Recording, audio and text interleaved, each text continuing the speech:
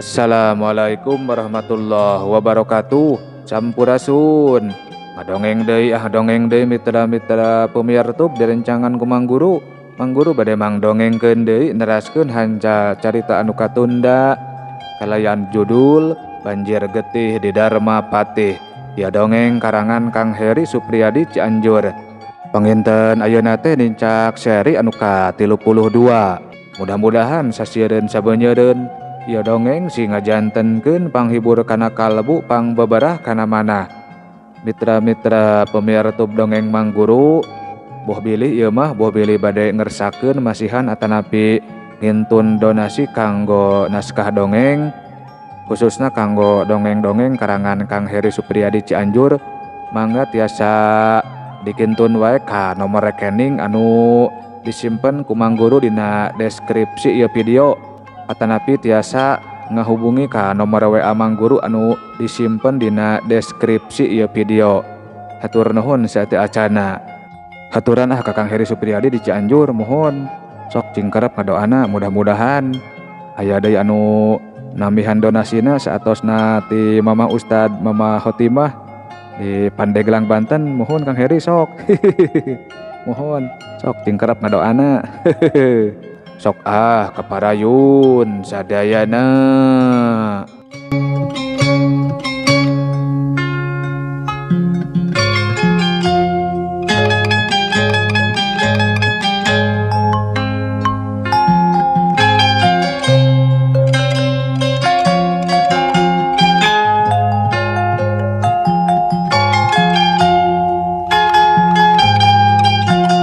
Mitra-mitra pemirsa dongeng Mang Guru, sok sanajan wanci geus kacida peutingna, tapi Mangsa Kipatih jeung Bah Goncrang narepi karohangan utama karaton teh kasampak Prabu Ungkara masih keneh aruplek jeung puluhan abdi dalemna. Nyi Manik jeung Ki Ujat oge teu tingaleun narancep dina tempat diukna. Dari pisan katempona teh siga keur ngawangkongkeun perkara anu pohara pentingna. Sok dariuk heula, ceuk Prabu Ungkara. Mangsa Kipatih jeung Bah Goncrang geus rarangkuh mere panghormat di hareupeunana. Sanggeus maranggut mah guragi rubai Kipatih jeung Bah Goncrang ngadiukan korsi-korsi anu pangdeuketna jeung Prabu Ungkara. Kumaha kaayaan di Batu Nunggal teh? Ceuk Prabu Ungkara rutret ka Kipatih jeung ka Bah Goncrang. Leres pisan Kang jeung Prabu, pihak Batu Nunggal teh parantos nyiapkeun ribuan prajurit kanggo nyerang Dharma Patih. Boh prajurit biasa pon kitu deui ribuan prajurit ti golongan jina. Rupina mah ngerahkeun kakuatan sapinuhna da jumlahna oge pohara seueurna Kang jeung Prabu, ceuk Kipatih anu nemalan. Jadi benernya kasauran Raden Aji teh. Kitu pisan Kang jeung Prabu. Malih masih ga anu pohara keheuleunan pihak Batu Nunggal ka Dharma Patih teh. Kunaon sababna atunya? Ceuk Prabu Ungkara rada kurang kerung. Sabarejosna mah dibalukarekeun ku tindakan Raden Aji perkawis ieu teh mung sacara rerencepan alatan alim katohian ku sasaha. Kecawe geuning wayah kieu oge bet masih keneh kukulamperangan di alun-alun Raden Aji mah. Ceuk Bah Goncrang milu nyarita. Kukulamperangan keneh di alun-alun. Pan tadi mah amitanana teh bade kulem saurna mah. Leres pisan Kang jeung Prabu, nembe teh pendak di alun-alun. Malih mah silih taros heula. Ceuk Kipatih nguatkeun omongan Bah Goncrang. Siga nama nya matak Batu Nunggal nepi ka rek nyerang Dharma Patih teh alatan aya tindakan ti Raden Aji. Geus moal salah deui. Pan ti heula oge nya basa pasukan urang rek perang jeung Dharma Patih. Pan Raden Aji mah kalian rencepan nalung ti heula siasat musuh nepi ka pihak urang teu kalejokeun ku siasat licikna. Bener. Puntaya jasa-jasana Raden Aji mah jadi sulak emas. Geus buah kumaha. Di eta rohangan jadi recok ku puluhan abdi dalem anu memuji kana ketakna Raden Aji. Prabu Ungkara jeung Kipatih katut Bah Goncrang jeung Nyi Manik mah ngan saukur arunggut-unggutan kalayan paroman kareus anu jelas pisan kagambar dina paroman beungeutna.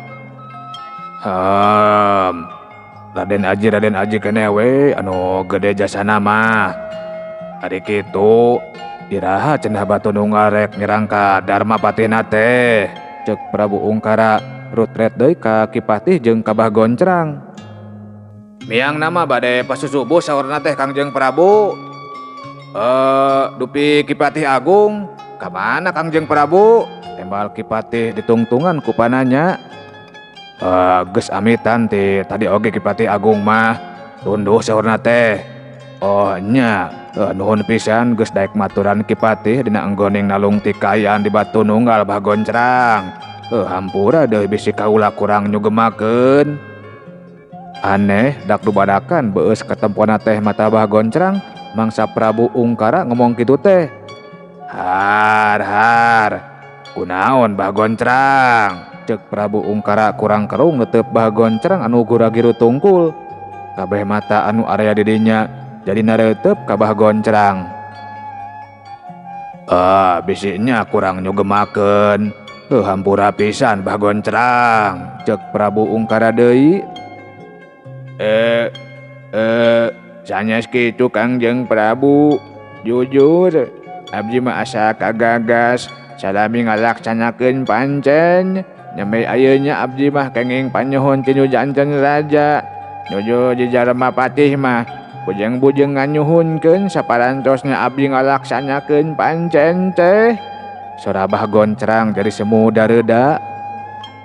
Masya Allah, bener eta teh Nyi Manik, ceuk Prabu Ungkara siga anu teu percaya. Ari Nyi Manik anu sarua dak dubadakan tungkul ngan saukur nemalan ku ungeuk, malah mah jadi pipilueun leuwa-leuwe sagala. Prabu Ungkara jeung Kipatih Katut anu sejenna nyaho kitu mah bati gogodeg sarta silih reret jeung pada baturna. Mitra-mitra pemirtub dongeng Mang Guru masih keneh dina wanci anu sarua dina mangsa Prabu Ungkara jeung anu sejenna keur aruplek di rohangan utama karaton.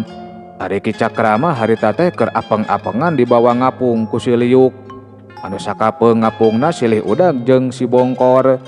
Mun ceug teh mah dina kaayaan beurang geus pasti atrapisan paroman kabungah anu kagambar dina beungeut Ki Cakra. Sorobuk siat. Si Bangkor nyusul si Liuk anu nyorobok di hareupeunana. Indah kana tonggong kaula Ki Cakra, ceuk si Bangkor. Mangsa geus aya di gigireun si Liuk anu keur ditumpakan ku Ki Cakra. Geus kitu mah jung, cileng, celek. Teu kungsi ngadagoan dicitah dua kali. Sanggeusna cengkat mah gancang bae Ki Cakra ngagajeleng kana punduk si Bangkor. Geus diukna nekelan sing pageuh kana tanduk kaula Ki Cakra, ceuk si Bangkor. Sanggeusna Ki Cakra merenah diukna. Reknya belesak surubuk. Acan mah Ki Cakra cacap ngomongna, si Bangkor geus ngebelesur manten kalayan pohara luhurna. Bari sakapeung muter-muter awakna. Ki Cakra nepi ka ngadangheuak sarta meh-mehan ragrag saupama teu buru-buru ngagajeleng ngarawel tanduk si Bangkor mah.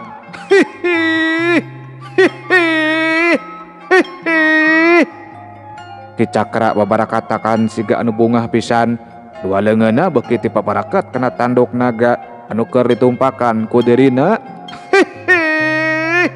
Belesak surubuk. Sanggeusna seseurian mah gancang bae si Liuk oge nyusul si Bangkor ngabelesat ka awang-awang. Surubuk seot. Sanggeus nyorobok pohara luhurna, antuk nama si Liuk jeung si Bangkor nyererot deui nepi ka Ki Cakra ngagoak sarta dua leungeunna beuki ti paparaket nekelan tanduk naga. Manggeus Bangkor, kaula sieun ngompol dina calana. Ceuk Ki Cakra nepakan sirah si Bangkor. Hayo jeung kaula deui Ki Cakra, sok rada porenges naga eta mah. Dibarengan ku cacalakatakan si Liuk ditah deui Ki Cakra sangkan pindah deui kana pundukna. Gajeleng celek kalayan dina gerakan anu kacida hampangna. Gancang bae Ki Cakra ngagajeleng deui kana punduk si Liuk. siga anu pohara ngemplongna Ki Cakra mah sanggeus pindah ti si Bangkor teh. Genahon to, cek si Bangkor secara katakan ngareret ka Ki Cakra.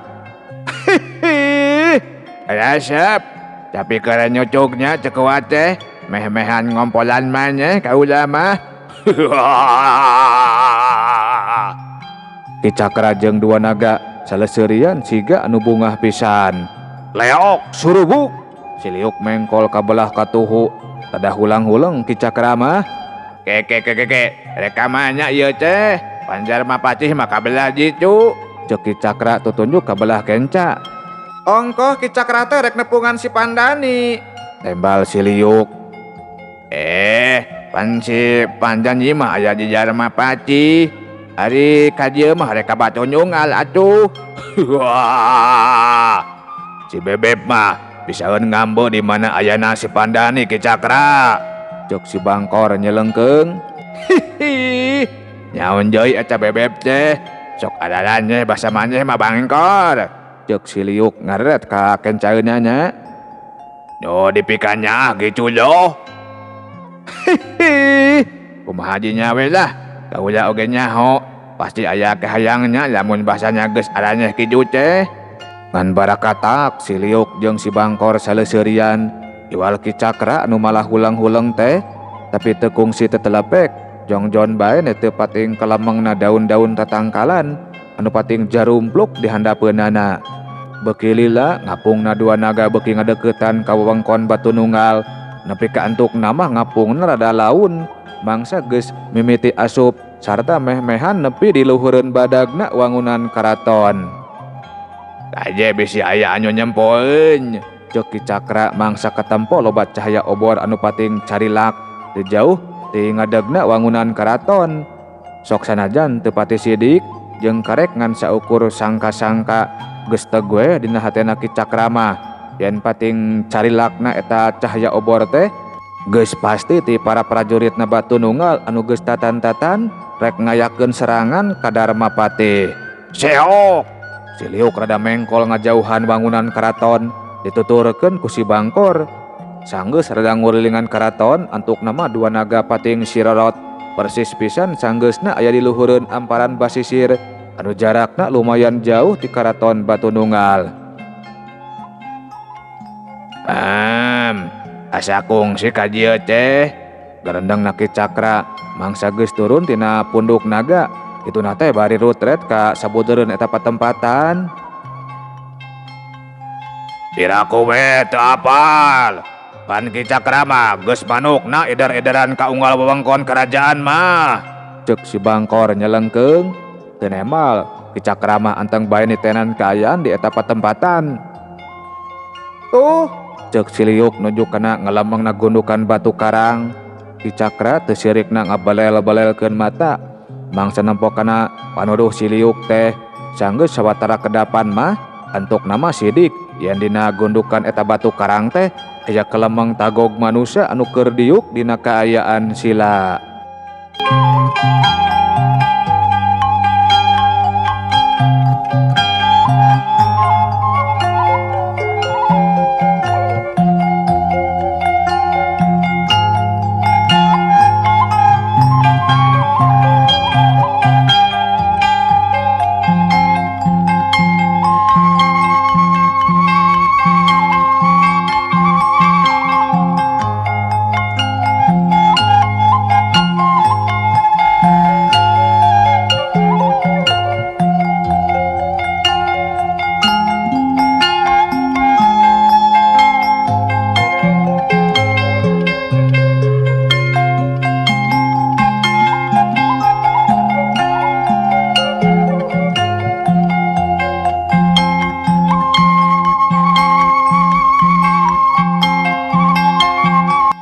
Mitra-mitra pemirtub dongeng Mang Guru, Siliuk jeung si Bangkor sanggeusna nempok kelemengna jeri manusia anu keur sila dina luhureun batu karang teh teu wanian ngaganggu alatan dicarek ku Ki Cakra.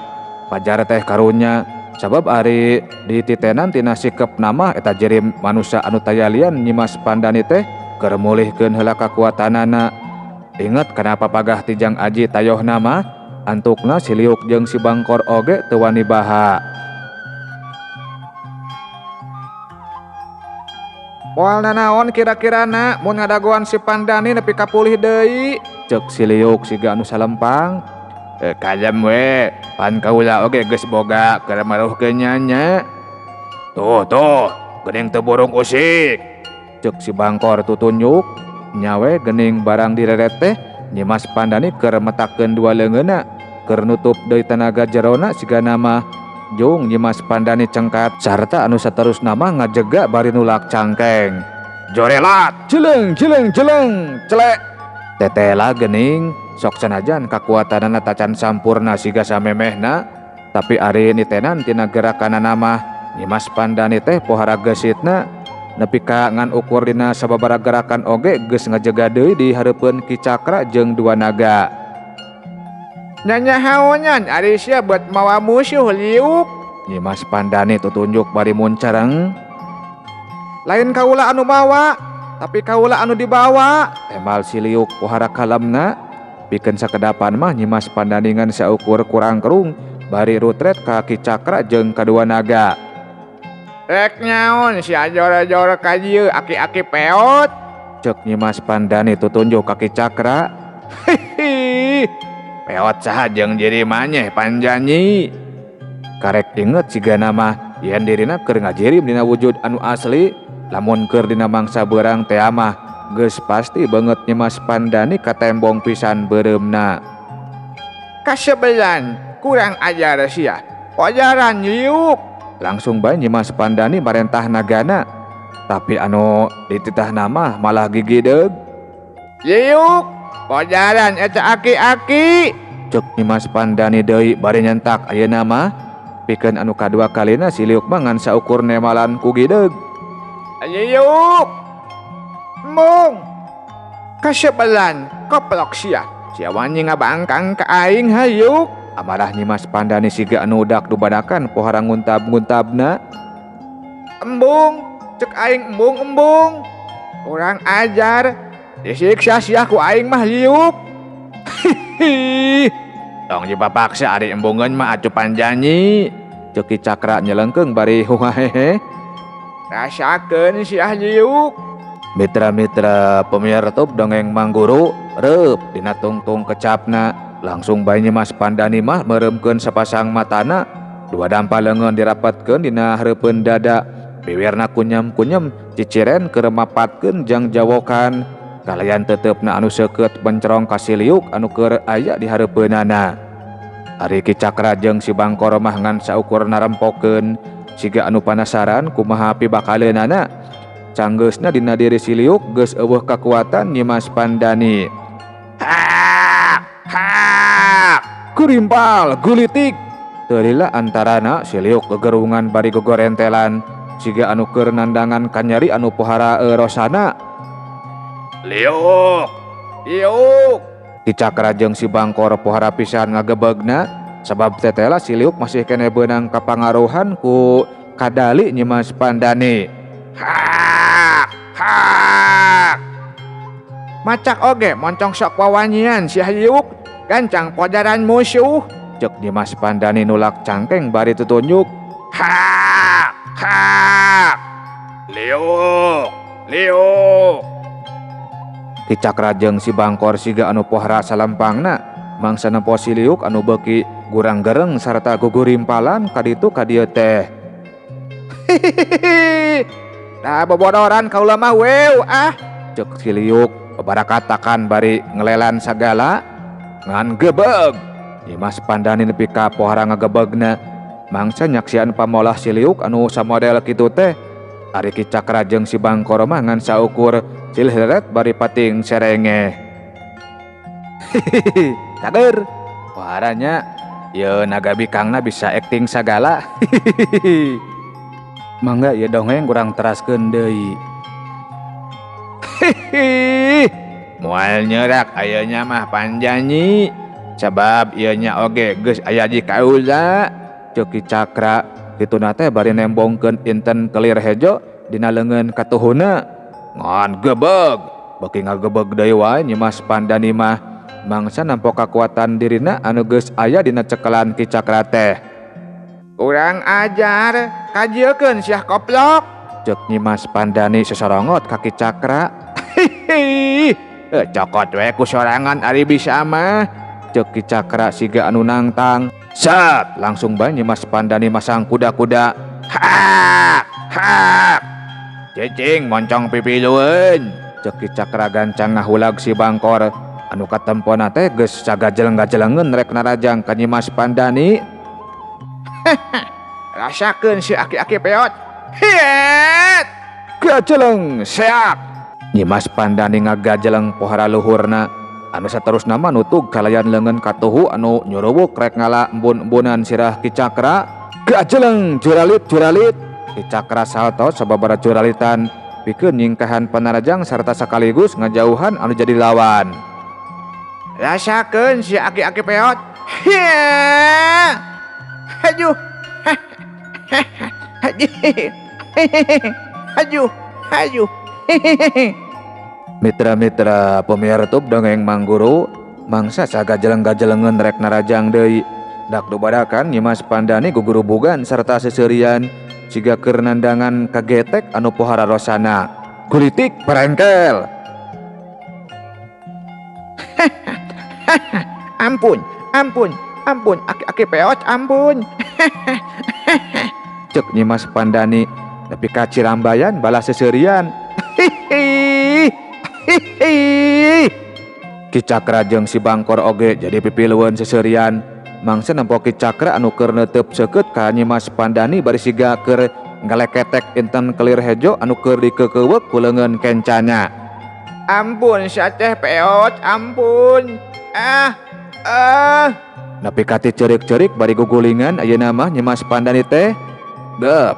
Ki Cakra nyekel inten hejo ku leungeun katuhuna bari jeung rada diacungkeun kituna teh. Balukarna aneh kacida. Awak Nyimas Pandani oge bet siga aya anu ngajungjungkeun. Camalah mah nepi ka meuleugeg siga anu eungapeun pisan. Teu beda we jeung anu keur dicekek. Lamun kaula hayang maca nyimanye gampang pisan Panjani. Kari ngancurkeun atawa ngajorok ieu incen. Ampun. Ampun.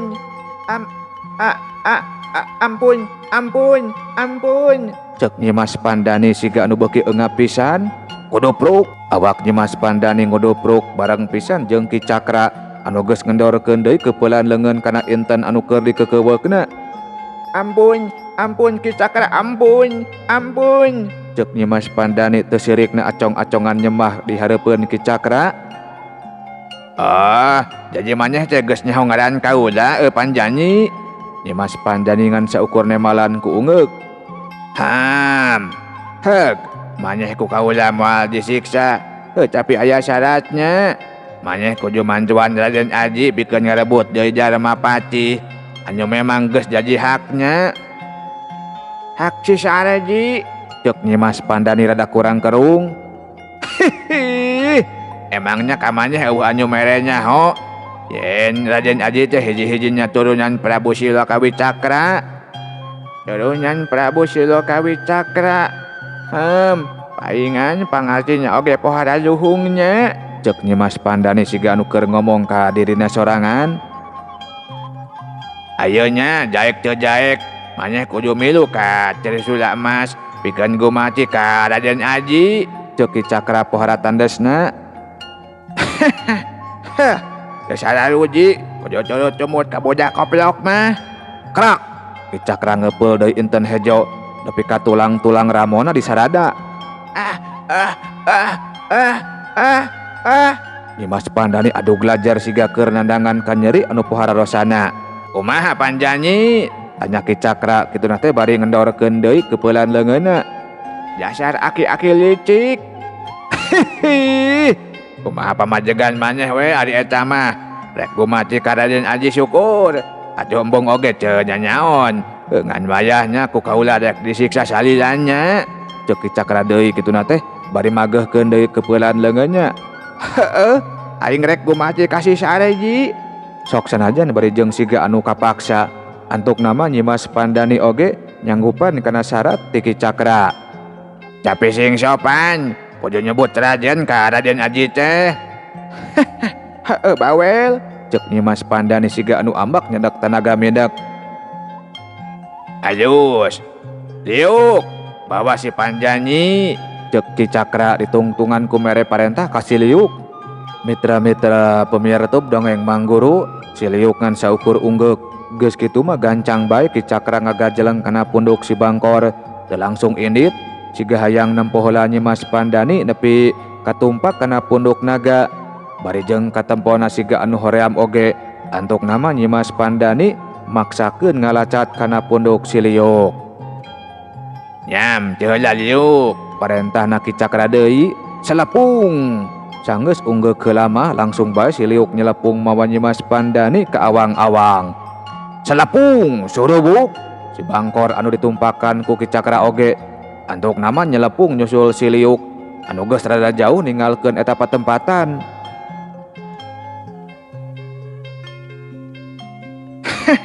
Keheula, nya Haji Patunyungal betrame ku cahaya obor. Cek Nyimas Pandani nitah si liuk, sangkan ngalaunkeun heula laju ngapungna. Mangsa di deukeut karaton Batu Nunggal katembong pating carilakna rebuan seuneu obor. Pihak Patunyungal rek nyerang ka Darmapati. Cek Ki Cakra anu teteh geus aya di gigireun Nyimas Pandani. Rek nyerang ka Darmapati. Cek Nyimas Pandani pohara keroungna. Engke we di dicu ngomongnya mah sangkan leluasa. Tempas Ki Cakra kituna teh ditungtungan ku nepak punduk naga anu keur ditumpakanana. "Belesat, surubuk." Si Bangkor ngabelesat ninggalkeun Nyimas Pandani. Sok sanajan barijeng rada hulang-hulang keneh, antuk nama Nyimas Pandani oge gancang bae nepak punduk si liuk. Geus kitu mah si liuk oge ngabelesat nyusul naga anu ditumpakan ku Ki Cakra. Ye, cag heula nya hei. Sakitu anu kapihatur, insyaallah sanes waktos dia dongeng urang teraskeun deui. Mangguru jamit mungguramit mundur, billahi taufik wal hidayah. Wassalamualaikum warahmatullahi wabarakatuh. Cagah permios.